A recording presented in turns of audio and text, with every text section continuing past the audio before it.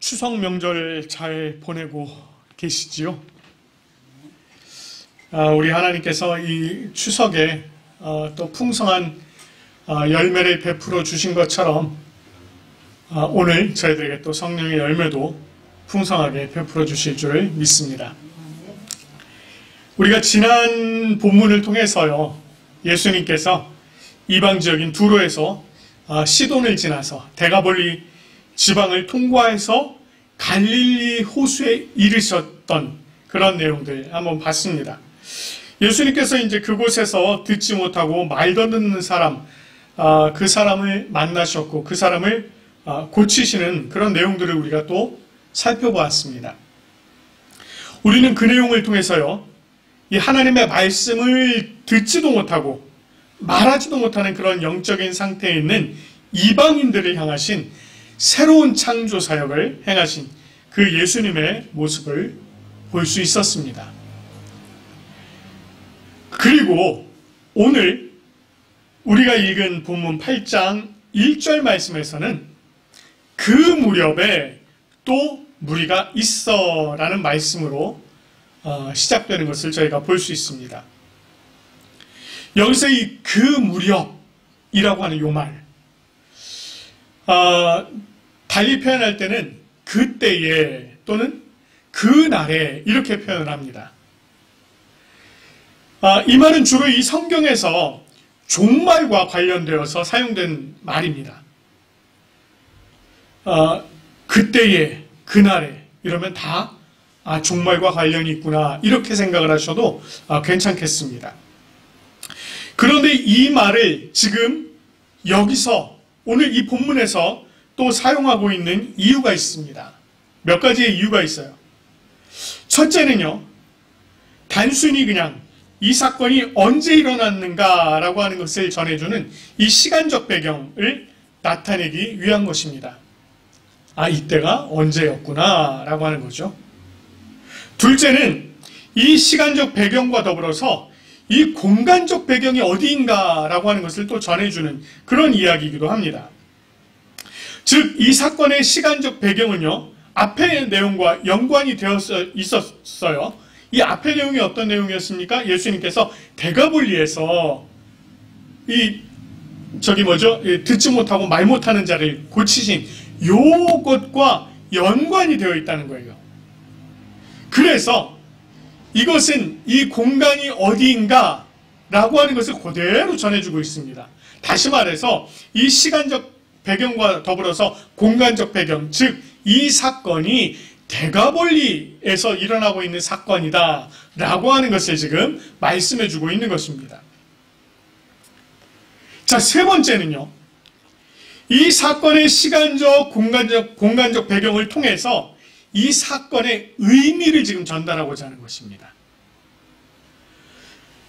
이것은 종말, 즉 마지막 때가 지금 이 데가볼리라고 하는 이 지역, 다시 말해서 이방인들에게도 동일하게 임하였다라고 하는 것을 지금 이야기하고 있는 것입니다. 그래서 이 종말의 중심에 예수 그리스도께서 계신다라고 하는 것을 지금 이렇게 말해주고 있는 것입니다.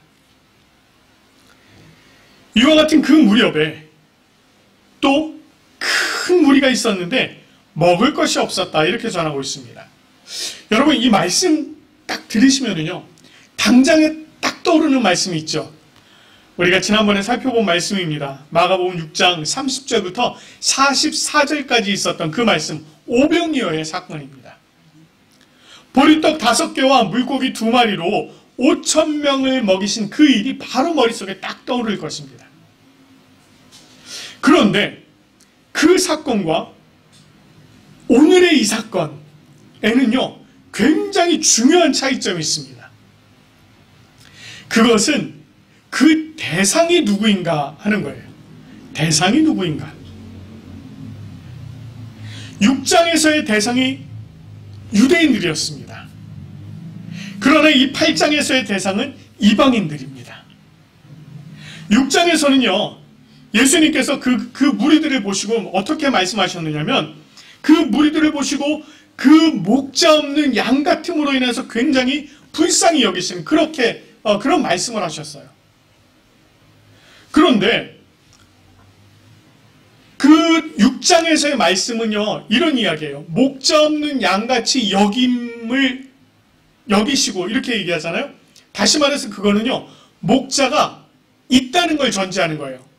그 목자가 어떤 목자인지 그거는 상관없이 목자가 있다는 걸 전제한 것입니다. 그런데 오늘 이 8장에서는요, 예수님께서 내가 무리를 불쌍히 여기노라 이렇게 얘기하세요. 앞에서처럼 목자 없는 양같이 여기지 않으시고 그냥 무리를 불쌍히 여기셨다는 것입니다. 이것은 이들에게 애초에 목자가 없었다라고 하는 걸 전제하는 것입니다. 그런 이들을 예수님께서 불쌍히 여기셨고 그들의 목자가 되어주신 것입니다. 결국 종말의 때에는요, 예수 그리스도께서 유대 백성들 뿐만 아니라 이방인들에게도 은혜를 베풀어 주실 목자가 되신다라고 하는 것을 지금 이 말씀을 통해서 이야기하고 있는 것입니다. 예수님께서요, 이렇게 무리들을 불쌍히 여기시면서 그들이 나와 있은 지 이미 사흘이 지났으나 먹을 것이 없도다 이렇게 얘기해요. 오병이어 사건을 보면은요, 무리들이 모인 그날 예수님께서 그들을 가르치셨어요.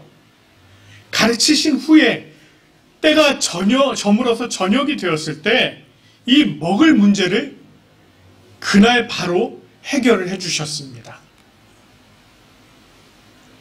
그런데요, 오늘 이 말씀을 보면 이미 사흘이 지났다는 거예요.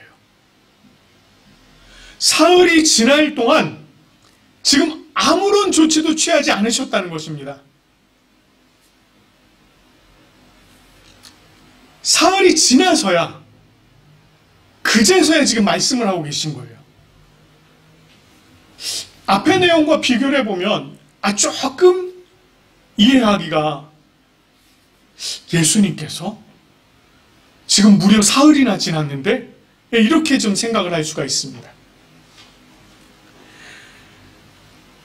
근데 이 말씀을요, 조금만 달리 생각을 해보면 이런 이야기가 됩니다.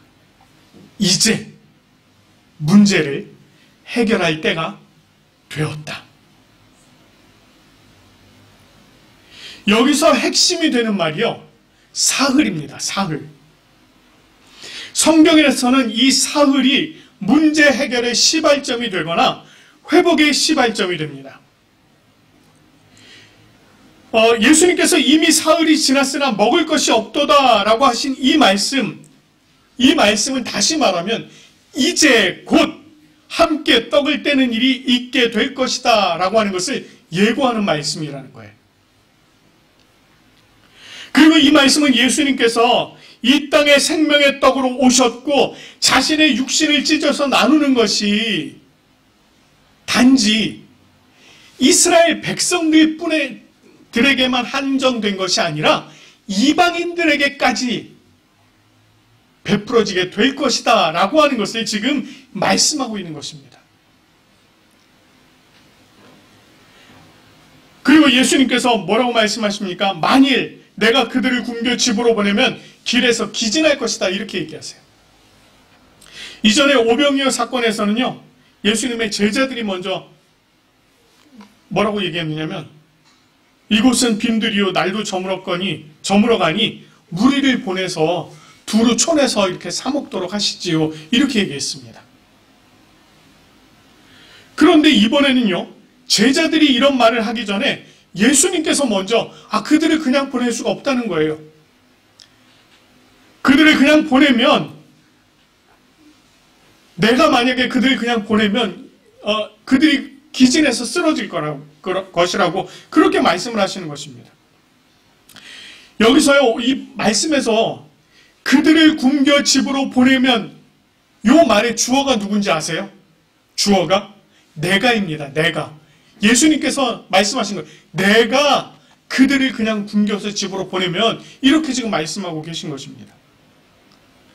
이것은 지금 예수님 자신의 눈앞에 있는 이 이방인들이 다른 이가 아닌 예수님 자기 자신에게 맡겨진 사람들이라는 것을 예수님께서 말씀하고 계신 거예요. 그들을 내가 책임져야 된다라고 지금 말씀하고 계신 것입니다. 이것은 예수님께서 이 이방 사람들에 대한 깊은 연민과 책임의식을 그냥 가지고 계시면서 이스라엘 백성들에게 한 것과 달리 다름없이 똑같이 이방인들에게도 대하고 있다는 것입니다.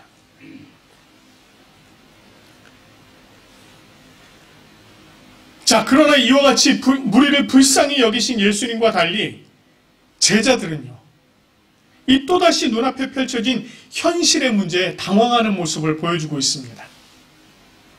4절 말씀을 보면 제자들이 이렇게 대답해요. 이 광야 어디서 떡을 얻어 이 사람들을 배부르게 할 수 있으리까? 이렇게 얘기합니다.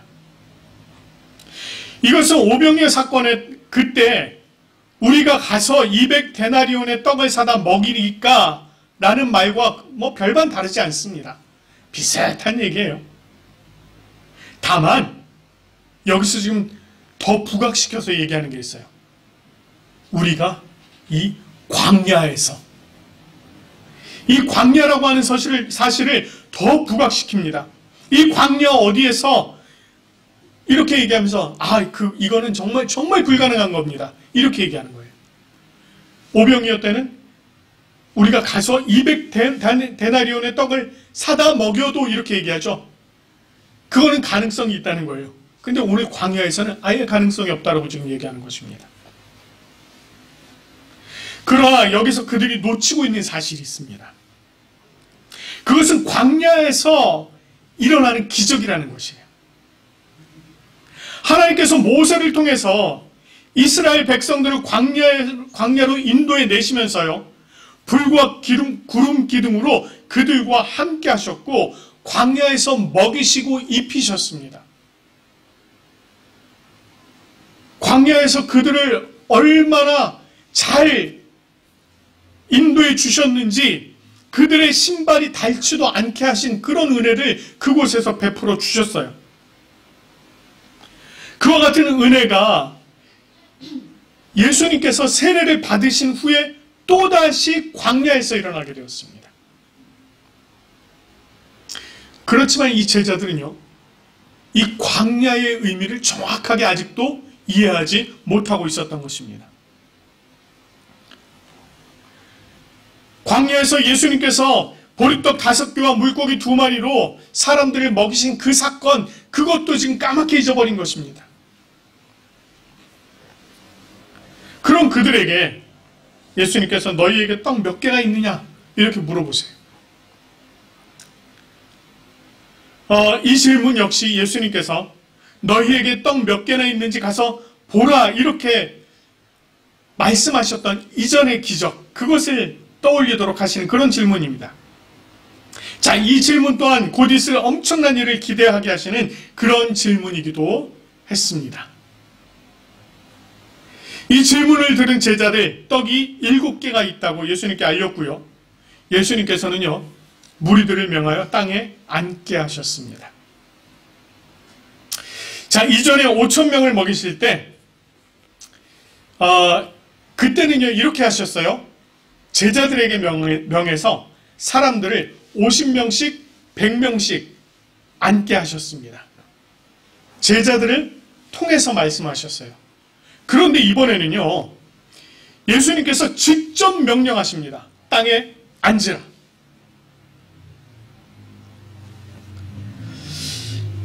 예수님께서 5,000명을 먹이셨을 때는 목 잡는 양들을 인도하셔서 푸른 초장에 누이시고 풍성한 꼴을 기대하게 하셨다면, 이번에는요, 예수님께서 이 이방인들에게 기업에 대한 보이지 않는 약속을 하고 계신 것입니다. 이게 무슨 말일까요? 이스라엘 백성들에게는 하나님께서 아브라함과 이삭과 야곱을 통하여서 기업을 약속해 주셨습니다. 땅을 약속해 주셨어요. 그 기업은 대대로 이어지도록 하셔서 지금 예수님의 시대가 되었던 이때에도 그 땅을 기업으로 계속해서 유지해 오고 있는 사람들이 있었습니다. 그러나 이방인들에게는요, 애초에 하나님께서 말씀하신 기업이라고 하는 것이 없었습니다. 없어요.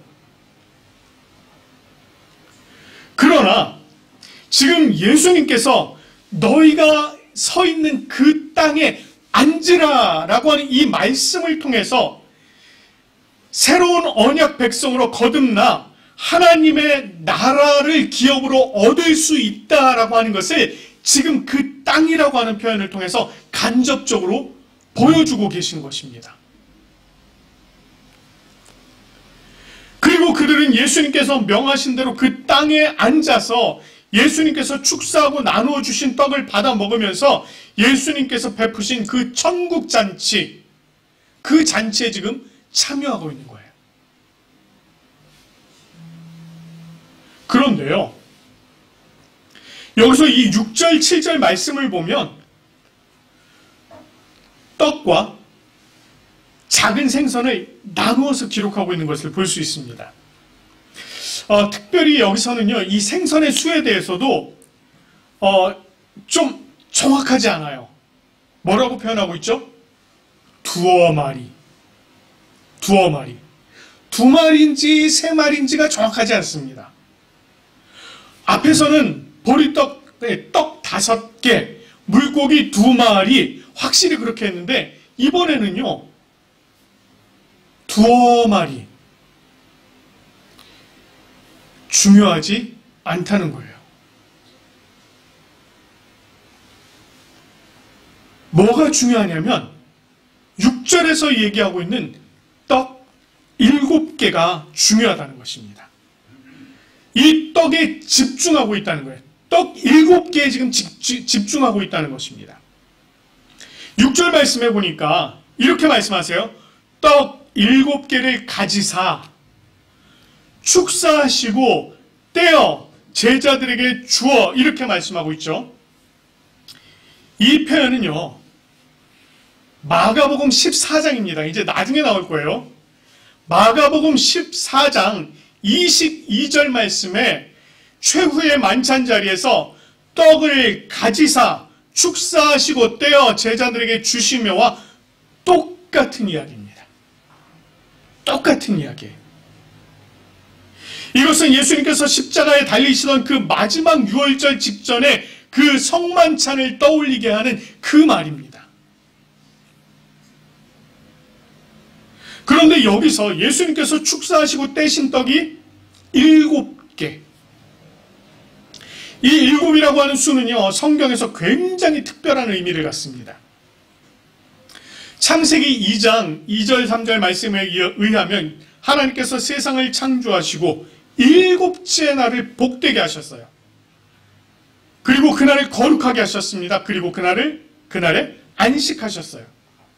그래서 이 7이라고 하는 수는 하나님의 수, 완전수, 이렇게 표현을 하기도 합니다. 그런 의미에서 떡 7개라고 하는 이 말은요, 하나님께서 주신 완전한 생명의 떡이라는 것입니다. 하나님께서 주신 완전한 생명의 떡. 이것은 하나님의 본체이시며 이 땅에 생명으로 오신 예수 그리스도를 암시하는 그런 말입니다. 이것은 예수 그리스도를 통해서 새로운 나라가 언약 백성인 이스라엘 사람들에게만 임하는 것이 아니라 지금 이 예수님과 함께 있는 이 현장, 이방인들이 있는 이 땅에도 임하게 될 것이다 라고 하는 것을 지금 예수님께서 말씀해주고 계신 것입니다. 이렇게 예수님께서 베풀어 주신 그 만찬에서요, 4,000명이 배불리 먹었고요, 남은 조각을 거두었는데 그것이 7 광주리였다, 이렇게 전하고 있습니다.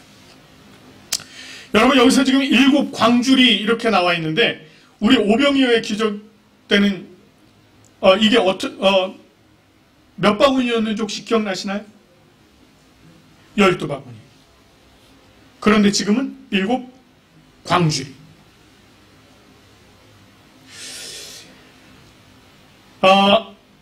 앞에서 12바구니, 7광주리.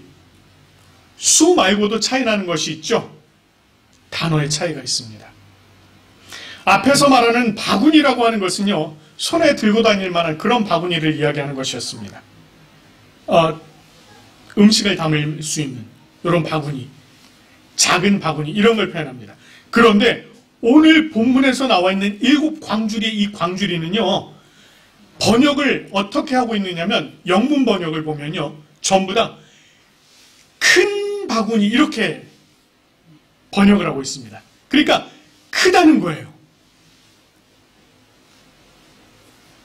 이미 앞에서는 12바구니를 설명을 하시면서 예수님께서 이스라엘 백성들을, 새로운 이스라엘을 세우시고 그것을 충만하게 하실 것이다 라고 하는 이런 의미가 있다라고 말씀을 드렸습니다. 마찬가지로 오늘 이 7광주리라고 하는 것은요, 하나님께서 예수 그리스도를 통해서 이 땅에 하나님의 나라를 세우시고 충만하게 하실 것이다 라고 하는 그것을 지금 말씀하고 있는 것입니다. 이것은 이스라엘에만 국한되는 나라가 아니라 더욱더 크고 확장된 하나님의 나라를 지금 이야기하고 있는 것입니다. 이렇게 이방인을 향하신 하나님의 나라에 대한 메시지를 보여주신 예수님께서요, 다시 이제 배를 타고 갈릴리를 건너가십니다. 달마누다 이렇게 얘기하는데 막달라라고 하는 지방으로 이제 넘어가시는 거예요. 유대 지역으로 다시 돌아가십니다. 자, 오늘 우리가 이 말씀들 이렇게 쭉 살펴봤습니다. 이 말씀은 이방인에 대한 예수님의 사역을 보여주고 있어요. 이전에 갈릴리 중심, 베들레헴 중심이었던 그런 예수님의 사역의 사역의 장이 이제는 범위가 상당히 넓어진 것을 볼 수가 있습니다. 시돈, 두로, 데가볼리, 이방 지역까지 확실하게 넓어져 있는 것을 볼 수 있습니다.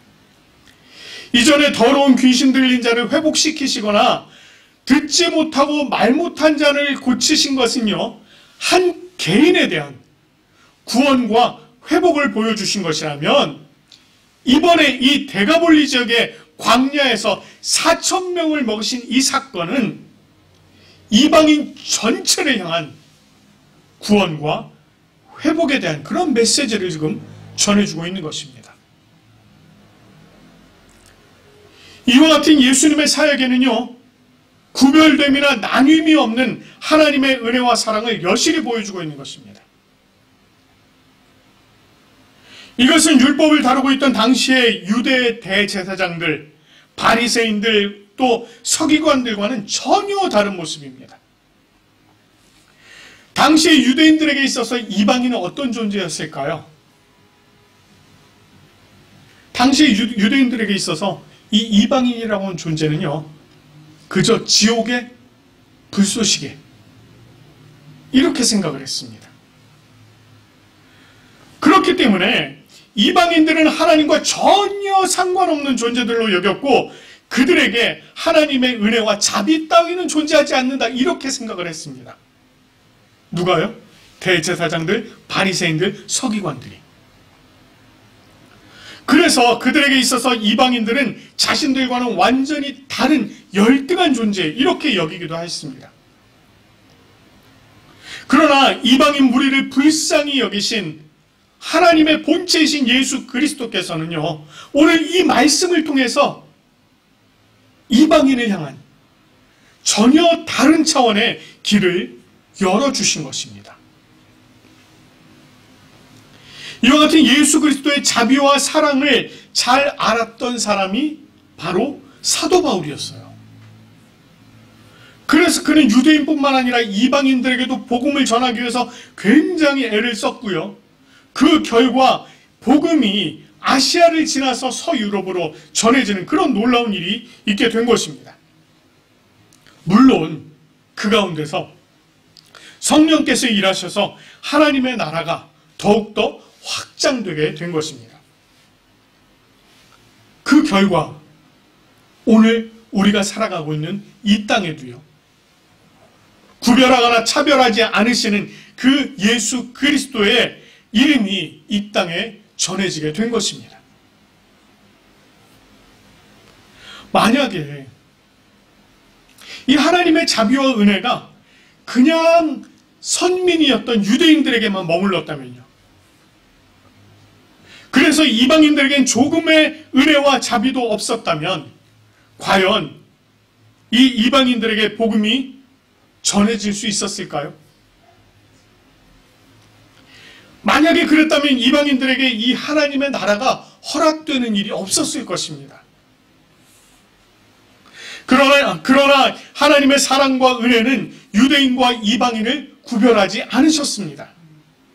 이방인들에게도 하나님의 나라를 약속해 주셨고, 그 결과 오늘 우리가 지금 이 자리에 모여서 이렇게 하나님께 예배를 드리고 있는 것입니다.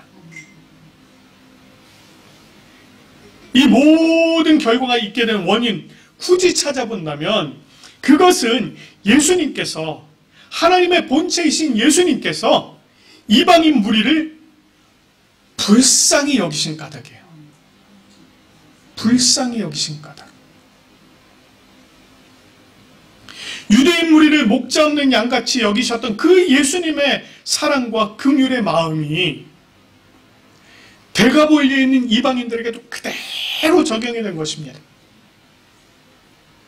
자신 앞에 선 무리들을 보신 예수님께서 그 무리들을 불쌍히 여기셨어요. 그래서 유대인들에게 약속하셨던 것과 동일한 하나님의 나라를 약속해 주신 것입니다. 그 약속이 오늘 이 시대를 살아가는 우리들에게도 이미 임하였습니다. 예수님께서는 죄와 사망의 권세 아래 살아가는 우리를 불쌍히 여겨주셨습니다.